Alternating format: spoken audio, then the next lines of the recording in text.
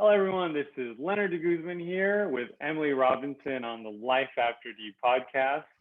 We're here on June 21st, 2021. We got 221 today. I know it's like Prime Day, like Amazon. You got shopping. Did you go shopping yet? Yep, I've already started the Prime Day shopping. Yeah, I'm targeting an Apple TV right now. I've been with the Amazon TV, and I'm freaked out because they had some setting where they're gonna like share your Wi-Fi. I don't know if you're into like Amazon products, but yeah, that's what I ordered was some Fire Sticks. So yeah, I have those. But yeah, let's get into it. So I know July 4th coming up. Always holidays are a thing with, I guess, child custody, right? So how are those conversations going? Are they, I know like the Delta COVID thing's coming up. So what's going on here? well, yes, it wouldn't be a holiday without panicked calls about custody exchanges and things going wrong. I mean, that pretty much happens every holiday. So it's important to try and have your custody orders worked out so that on the holidays, especially when you can't always reach the attorneys, that you have a plan in place, because otherwise it's just mass chaos and police being called and unpleasant. Yeah, I can imagine. I have some people, some neighbors, they're having these conversations. So, but it's I don't know if it's more like heated because it's hot, like because of these record temperatures here in LA. But yeah. So with that said, yeah, go ahead. I think things are heating up because now places are actually opening and you can do things again, and people are, vaccinated. So I think the COVID excuse is getting challenged now by parents. Oh, you're keeping them away because of COVID, but that's just an excuse. Now we're getting into that stage.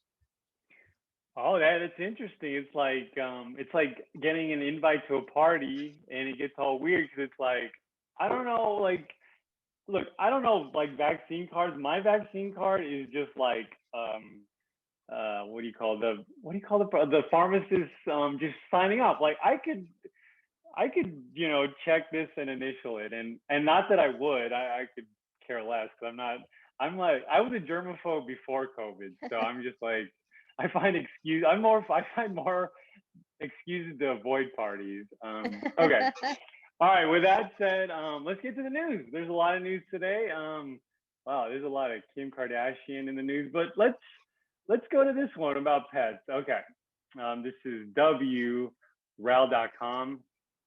When it comes to heated divorce, pets aren't people too. Okay, so this is out of New York. In the eyes of the law, pets are property when it comes to divorce, but new ways of working out custody of the dog, cat, or parrot have sprung up with special mediators and Petnups to avoid courtroom disputes. Alaska, California, and Illinois are among states that have enacted laws giving judges leeway to consider the best interests of pets. Not unlike what they do for children, a bill is pending in New York State to take the same approach. Someone's cat or someone's dog is part of their family and should not be treated like a piece of furniture or their Honda Civic, said the Senator James Kufis, chief sponsor of the New York measure and proud dad to a cat named Ruth for the late Ruth Bader Ginsburg. Some judges around the country have been taking the approach on a case-by-case basis, but some couples are left to the whims of whatever judge they're assigned, should they choose to go to trial. So let's go here quick. So Adam Citron, a New York lawyer who's handled dozens of divorces, said pets are constantly an issue. He's among a lawyer who've sometimes seen the worst in people in divorce court, advocates for prenups for covering pets. A Petnup is especially helpful for animals acquired during the marriage. Petnup. I'd never heard of that before. I've never heard it called that, but I know people do put their pets in the prenup. So that's a smart thing to do if you don't want to end up in a custody dispute over the pet. But that is true that a lot of states are trending toward making laws that look at the best interests and the care of animals as opposed to just looking at them as property. It was that way for a very long time. Most animal laws fall under property and possession laws. Usually, if you want to go after someone for mistreatment of an animal, it would be under like a health and safety law or a tenant law or some kind of law that isn't there, there's not a special animal code to protect them like there is the family code. So they have put some provisions now in the California Family Code to protect the custody of animals. So that's very exciting, and I'm glad that they did that. Learn something new every day. So Petnup, okay. This is inevitable. Let's just go to the Kim Kardashian story. Okay, so usmagazine.com. So this is about her ex husband. I don't know how this works with an annulment, but let's go into it. Kim Kardashian and Kris Humphries' relationship timeline relived their 72-day marriage and messy divorce. The number 72 will always remind the world of Kim Kardashian and Kris Humphries, a former couple, famously tied the knot in 2011. God, it's been 10 years. And after a whirlwind romance, but their marriage was even more brief than courtship. The reality star and former NBA player began dating in 2010 after his New Jersey teammate Jordan Farmer introduced them in New York. He just was he just has a really good heart. Kardashian told Us Weekly in February 2011. There has to be trust and honesty and chemistry. If you don't have any of those, it's never going to work. So they end up getting married.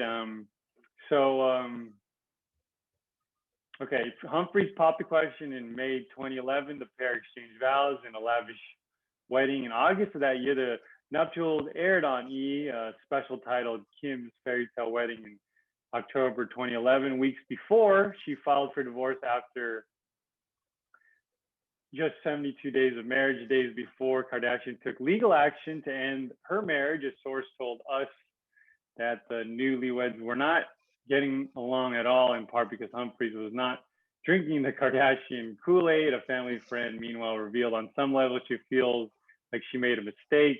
Humphries filed an annulment in November 2011, citing fraud as the reason. He claimed that Kardashian married him solely for TV ratings. As the divorce proceedings drag on, Keeping Up with the Kardashians star moved on with Kanye West on April 2012, and then duo announced in that December that she was expecting their first child. Let's end with this one. A judge set start date for Kardashian and Humphries' divorce trial in February 2013. However, they reached an agreement in April of that year, with an insider telling us at the time that there was no fraud, and the judge urged Kris to settle. They finalized divorce in June 2013. 72 days. So does that affect anything? Is there like something where it's like it's official just for 1 or 2 days? No, I mean, you can be married for one day and you still can't get an annulment unless there's something like fraud. A lot of people think, oh, the marriage was so short, you can get it annulled, but it's not about the length of time. It's about, is the marriage void because there was fraud or something that, unsound mind or something that makes it not a valid marriage. It's interesting he would allege annulment or want to have it annulled, because if it's annulled, it's as if you were never married. So on the one hand, then you never have to get a divorce. But on the other hand, then you get nothing from the other person. Maybe he felt the marriage was so short, he'd get nothing from her. But if he wanted to get money or something from her, you can't get that with an annulment. So it's kind of interesting that that's what he put. Oh, okay. That's interesting, because so an annulment is just like it never happened. Is that? Yep. Okay. Yeah. All right. So go to the next one. Glamour.com. Getting over a divorce meant saying goodbye to all my beautiful clothes. When I posted a fitted brown DVF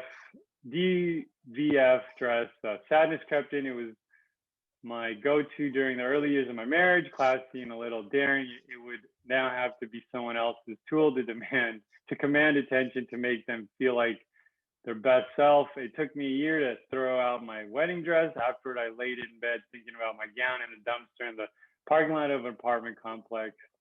The dress being doused in ketchup. What a burger? I've never had what a burger, but maybe it's like a New York thing. Expired milk and leftovers seeping through a neighbor's trash bag. It was one of many things I once loved and purged during my COVID divorce. When I moved in to my current apartment in 2020 after separating from my husband, I brought my marriage closet clothing I'd worn throughout the 10-year marriage. Most of the stuff still fit, although staring at them ended up to regret, disappointment, broken promises. Each time I got ready for the day, I was steeped in physical reminders of a life that was no longer, even though I lived many lives wearing these clothes as a model memorist, indie publisher, a wife, and a mother. And I'm a single mom aging every day, going through the divorce process and working remotely while running my household that had been cut down to 3. To move on, my married life clothes had to be stuffed in trash bags. The long black dress I wore, let's go in here, let's get through it. It looks like she's moving on. Okay, my clothes would be more authentic of my choosing. For my wallet, selected to be long-term. Let's just keep going. It's a longer article than I thought. Wow, it looks like she has a lot. Okay, so after letting go of the wardrobe from my past life, the empty hangers allowed a look inward. They permitted me to make choices that bring out the best in me and inspire courage to emerge, because I'm dressed now and with new purpose and more strength than I ever thought I would have. So it looks like she should write a novel. Well, she should write a novel. I mean, she's a good writer. No, I mean, to her, it sounds like the clothes and the dresses are a symbol of the past that it's hard to let go of. And I understand that, because most people in divorce have symbols that are hard to let go of. For a lot of people, it's the house, or, certain paintings or certain furniture. For her, it just happens to be dresses that remind her of different times. And those things are really hard to let go of, but in the end, they're just things. And, you can always replace them. And while that's painful, most things aren't worth arguing over or keeping if the memories are really painful. You can start a new life without those things, or put them away in a box somewhere hidden, and, don't look at them unless for some reason you need to, but you can keep them all in one place and not have to think about it. But starting a new life isn't a bad thing. If the memories from looking at old stuff's too painful, don't do it. Don't keep it. Okay, I couldn't resist this article. I was a big wrestling fan. So this one's from NikkiSwift.com. The strange way Hulk Hogan found out about his divorce. So Hulk Hogan has become something of a celebrity since the beginning of his career, both inside and outside the ring. You know who Hulk Hogan is, right? Of course, love Hulk Hogan. Okay, so it says here, so he has this Hogan Knows Best. The show was an instant hit, becoming VH1's highest rated series premiere. It also offered a window into his marriage and then wife, Linda Hogan. Over the course of the show's 4 years, fans followed the couple through their ups and downs, which ultimately led to file for divorce in 2007. Linda initiated a divorce, which came as a surprise to Hulk at the time. Also shocking to Hulk was that Linda ended up taking 2/3 of everything he owned. She received $7 million from their investment accounts, while Hulk received only $3 million and gained ownership over the majority of the cars among other games. Fortunately, Hulk has recovered financially. Um, Showing to learn. Okay. The way Hulk Hogan found out his then wife Linda was divorcing him was pretty bizarre. In fact, most people would probably never find themselves in the same position. Apparently, the St. Petersburg Times reporter broke the news to Hulk during an interview. The professional wrestler was so taken back, in fact, that his response was great information before hanging up on the reporter. However, he called back 5 minutes later, explained his reaction. I'm kind of shocked. It caught me off guard. My wife has been in California for about 3 weeks. Holy smokes. Wow, you just knocked the bottom out of me. I just pulled over to the side of the road for 5 minutes to find out what was going on here. So according to E! News, the reason Linda wanted to divorce her husband of 24 years was because of an alleged affair he had with their daughter's former best friend. Linda's publicist at the time, Gary Smith, revealed the information to the celebrity news outlet. Almost every statement that comes out of Hulk's mouth is a diversion tactic to deflect attention away from the real reason Linda filed for divorce. 2 words: Hulk's cheating. Wow. That's incredible. I always think it's weird when people like, I mean, I know they're celebrities and I know they're in the spotlight, but why would you not have a conversation with your spouse first and like, just try, like, you're still married to them. It's still a relationship. Like, instead, people go to the media or tell other people and it gets out somehow, and then you're shocked, and then the damage has already been done. Like, whether you're a celebrity or not, if you find out someone's cheating, as long as they're not dangerous or, or you're scared, or if you find out something else, like, confront the person, be an adult, have a conversation. You don't have to make it World War II before you even start. Like, what if you're wrong or there's a misunderstanding? I think people need to learn to take a step back and just chill and breathe. Yeah, I don't know. I'm a Hulk Hogan fan. I know his movie's coming out, but yeah, it's crazy. Even the Hulk, he's vulnerable to divorce too. So Everyone is, sadly. All right, with that, let's get to the posts. This is a part of the show where Emily goes through posts that people post. We call it Dear Emily. I think that could be the name of the podcast if we rename it. Okay. I like it. All right, so let's go through this. This one's like a mental health one. Tainted memories. It's like Dear Abby, but for the modern age, with a podcast instead there you of a go. column. We can do it. We'll see. We'll brainstorm. We'll throw some stuff on the wall and see what sticks. Okay. So this one, the mental health one. Does anyone else feel like all of your happy memories feel slightly tainted now? Even now, even when you were happy at the time, holidays, vacation dates, etc. Things that you used to look back on and make you smile. Now make me feel sad.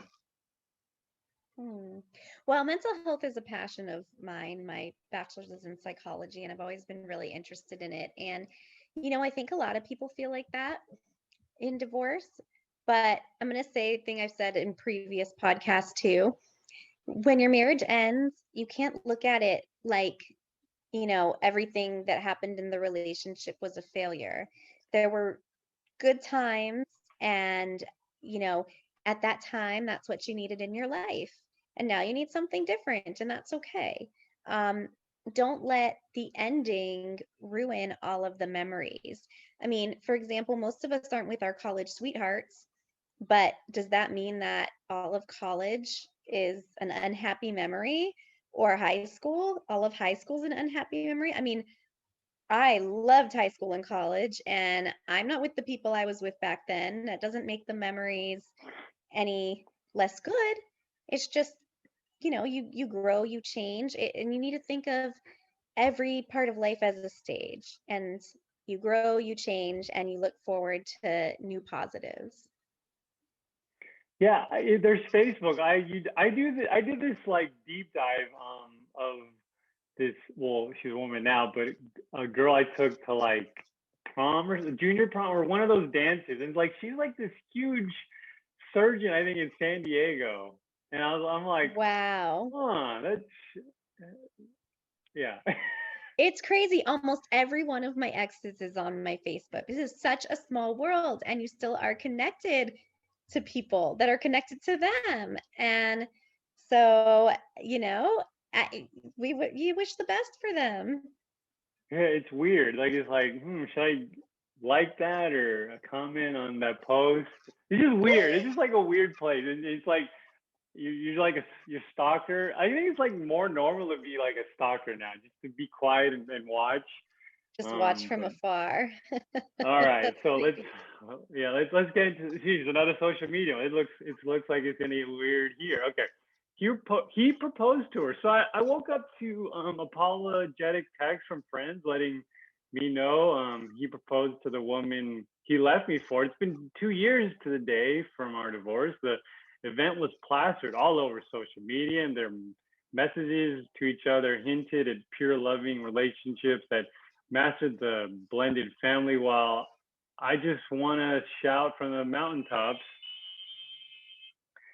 how long their work affair lasted before I found out. It's already been 2 years of anger and strained co-parenting, and still today was a huge setback. Their actions didn't make me a single mom. It also made me a part-time one, which kills me. Do I ask my kids about it? Do I ignore it?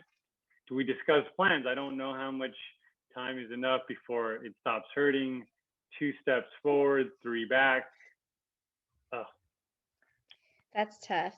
Um, you know, Unfortunately, even though those situations are emotionally hard to go through, the best thing you can do for your kids is act like you're happy for them and be accepting and try to just point out to your kids that they have two loving families. Because if you fight it, if you show anger, then it makes your kids feel stuck in the middle. And kids are smart and they can sense how you feel. So you should do your best to put on a brave face.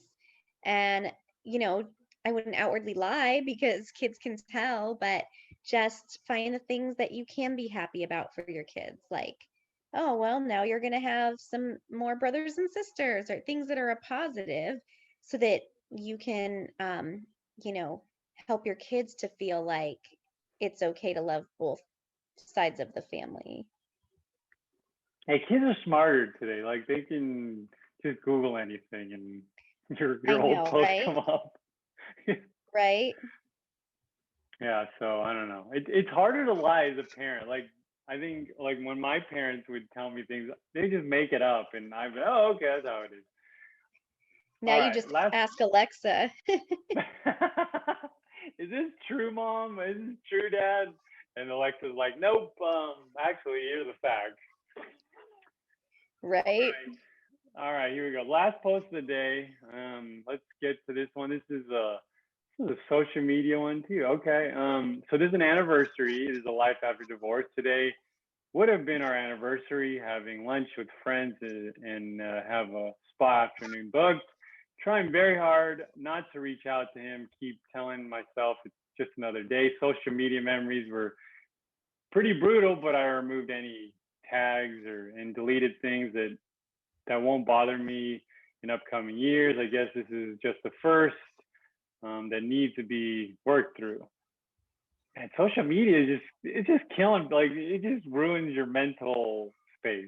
Social media is like the gift that keeps on giving. Like you can't escape it, and whatever's on there is on there forever. So you have to be really careful, what you do. But I think if you want to move on, maybe it's better to like cancel your old account and open a new one, or switch platforms or something, because things are always going to pop up in your feed to remind you of things. Like it's going to happen. It's just like when you're going through an old box of pictures and you find pictures that remind you of things and hurt your feelings. And so, you know, unfortunately, it's up to you to not go on there anymore or change your profile or do something if seeing stuff is too hurtful, or and I don't know anyone who hasn't gotten hurt by social media. Like, you see a picture of people at a party that you weren't invited to, or you see that somebody got a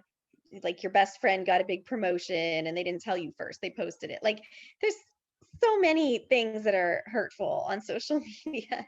So if you are very sensitive, or someone who thinks they would get hurt by seeing stuff, it's better to avoid it, or just start a new profile where all the friends, you handpick all the friends.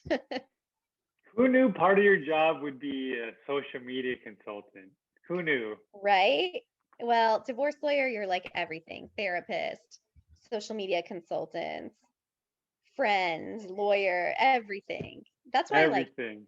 That is why I like. Just never ends. It's gonna be just like it's one list, and then it's just gonna evolve. Plus podcaster, Instagram. I mean, who knows where this will end up? So true. All right. With that, last post. We're gonna end the show with that. Any things for the week, Emily, that people are going through with I know child custody and the pets thing is a big thing today. Yeah, all those things are big, fighting over summer vacations and summer plans. That's been going on a lot. So try your best to get along and let your kids have a good summer. Let them go on a vacation with the other parents, as long as there's no, substance abuse problems and stuff.